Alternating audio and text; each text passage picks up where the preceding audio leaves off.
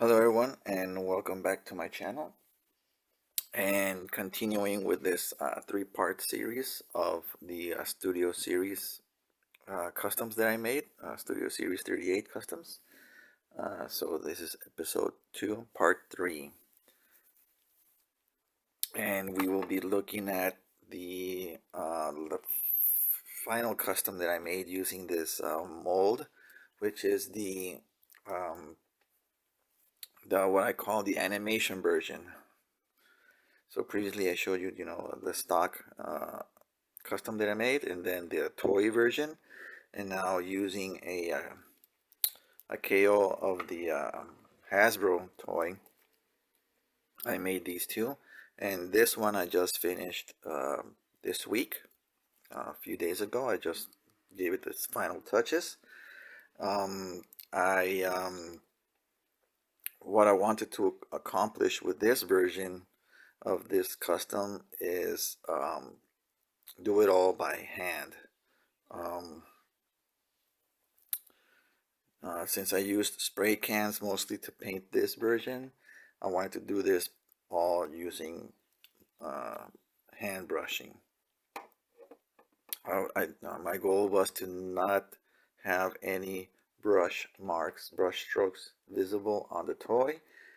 Um, and I think I accomplished that mission. Probably not gonna see much, or if any, brush strokes on this. I thinned my paints to the right ratio, and I was able to, you know, get the results that I wanted. The only parts where you're probably going to see some brush strokes, and those are very minimal, are on the thighs. Uh, Aside from the thighs, everything else on the body was base coated with white spray on primer. I also used duplicolor primer on it, and I used a white primer because since the colors are gonna be more vibrant on this version, I needed a white base. So um, the reds, the whites, and the blues are all custom colors. I couldn't really tell you the right ratios that I used. It was all just by eye. I used like 3 or 4 different paints to make this blue, a couple of reds. On the white, I used for the white, I can tell you I used a titanium white, but I also added like a few drops of a sky blue, of a light baby blue. Um, um, the goal for that is when certain angles, when the light bounces off the blues, as well, on the white, and some portions of the shadows, the when the light bounces off there, it gives off a hint of blue. Probably not gonna see it in this. The camera's probably not gonna pick it up, but in person, I can see that there's like a hard blue on the edge right here, which is cool, which is what I wanted to do. So this figure, sorry, there I go bumping the camera again. This figure is also non-transformable. Again, I used the parts that make up the front, part of the front wheels in truck mode to fill in a gap here at the sides behind the abdomen. And I also did some more retrofitting on different parts right here, which is different than from what I did in this version. Um, the backpack is a little further back. It's more closely than to this version, the stock version, than this custom that I made. Because you can see there's a gap right there. but unless you're not looking at it from the sides, you're not gonna see the gap, right? Um, so as I mentioned, I wanted to do animation colors on this one, you know, the Sambo classic G1 cartoon colors. Um, but I ended up, calling an audible since it was gonna be too close to the toy version in that it would not take advantage of the highlights, you know, the mold itself, you know, the all the tech detail that's on the robot, on the robot parts and everything. So what I recalled is the Studio Ox version. If you've ever seen the Studio Ox art, Transformers art, they do highlight those techie parts of the Transformers. So I said, okay, I'll probably do that version then, which is still the animation colors, except uh, bringing out that detail from the figure. So that's what I did. So the blue, the white, and the reds are all craft paints. I use different brands, and I mixed all of those different brands to get these colors. The silver, however, the silver on here on the thighs, on the elbows and the bicep, and here on the back, um, on the knees. I used the Tamiya paint.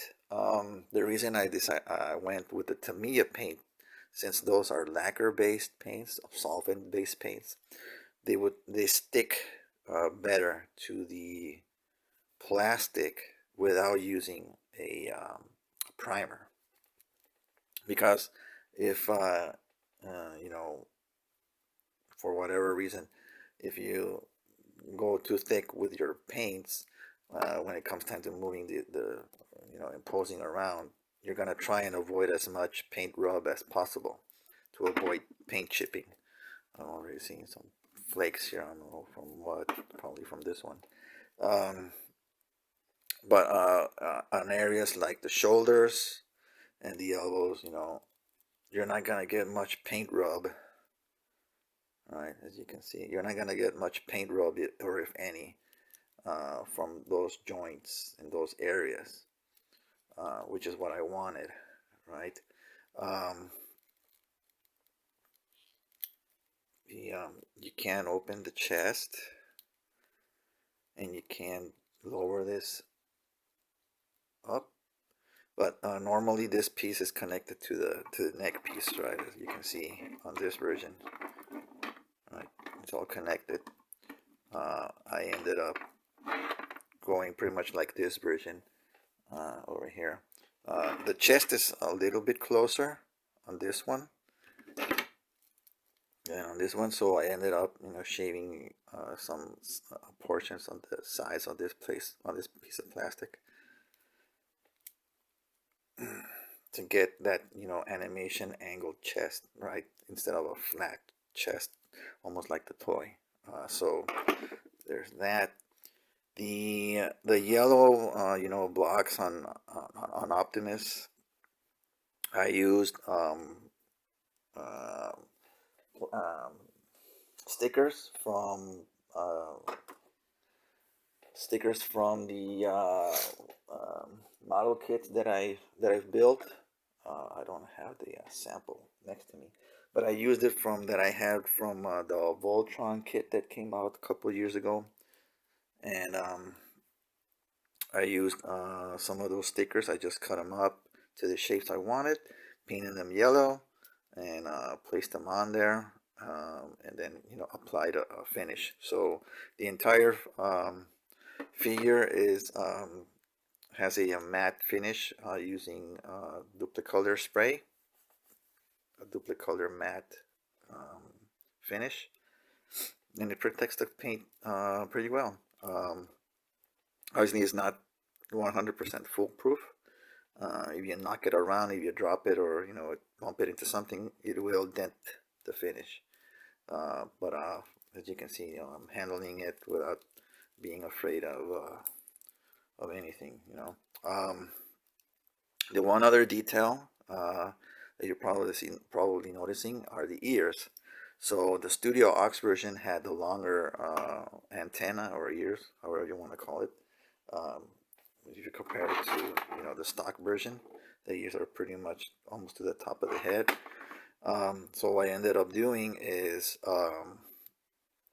again from a model, I took from a model kit. I took a piece of a sprue, cut it up to the size I needed, reshaped it, glued it on there, and just make sure you get the size and the shape correct, and try and blend it, as much as possible so it doesn't look like it's a separate piece.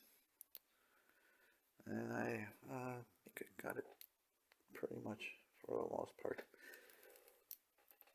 So yeah, again, much like the animation, the grill was a dark gray. The stripes on that's around his rib cage are a light gray, and they form the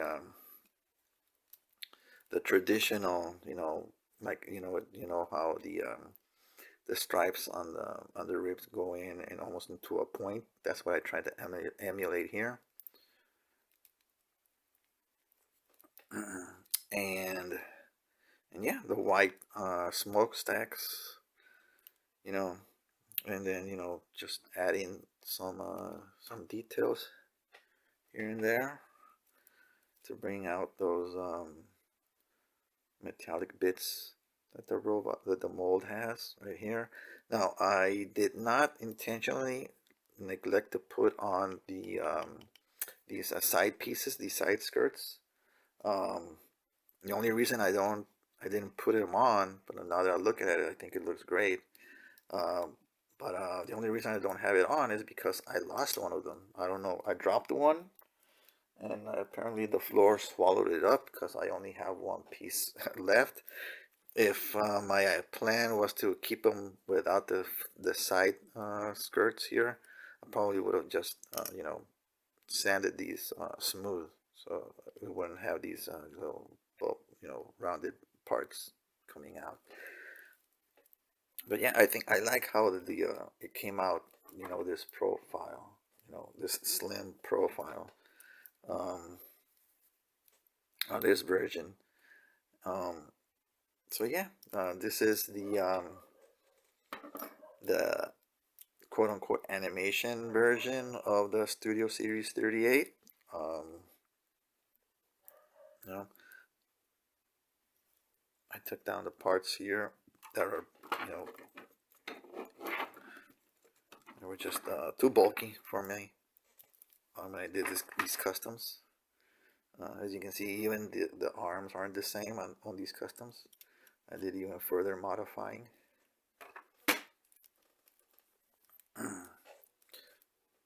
Even the bottom of the sheet. So anyway, so yeah, that's about it for this custom.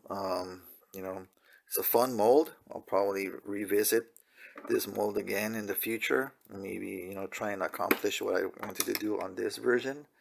But with the with the techniques that I've applied to make this version, I'll probably redo this one again.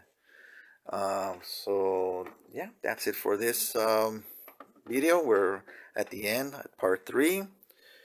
Thank you for watching. Like, subscribe, and all of that. Yeah, thank you for watching, and hopefully I'll see you for on the next one.